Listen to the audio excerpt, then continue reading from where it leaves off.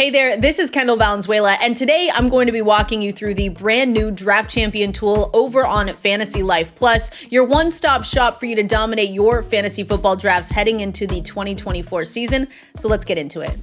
So the first thing you're going to do is head to FantasyLife.com. You're going to see a fantasy tab up at the top. Make sure you click on that, go over to Draft Champion, and go to Mock Draft Simulator.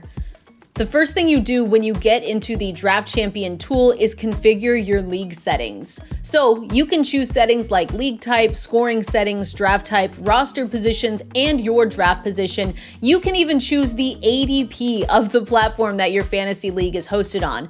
So whether your league is on Yahoo, ESPN, Sleeper, MFL, or FFPC, you can be sure that you'll be prepared for their ADP differences. I do have to say, one of the best parts about the Draft Champion tool is that our experts are going to be with you every step of the way. Right here, you can select which FantasyLife's expert rankings you want displayed. And lastly, for Tier 1 and Tier 2 subscribers, you can edit the draft strategy for both you and your opponents. Your mock draft results will adapt to the settings you choose here. So now that our league settings are ready, let's go ahead and start this draft. Now that we are in our draft, you'll find a few different tabs with a bunch of great tools. If you scroll down, you will see our draft assistant. So here you'll find our top recommendations of who you should draft next from the players available. Next, under our second tab is the cheat sheet. So this updates in real time as you draft, and you'll see our player rankings are divided into tiers. After this is the draft board, where you'll be able to follow your mock draft as it happens in real time. Next up is one of my favorite tools, which is the draft forecast.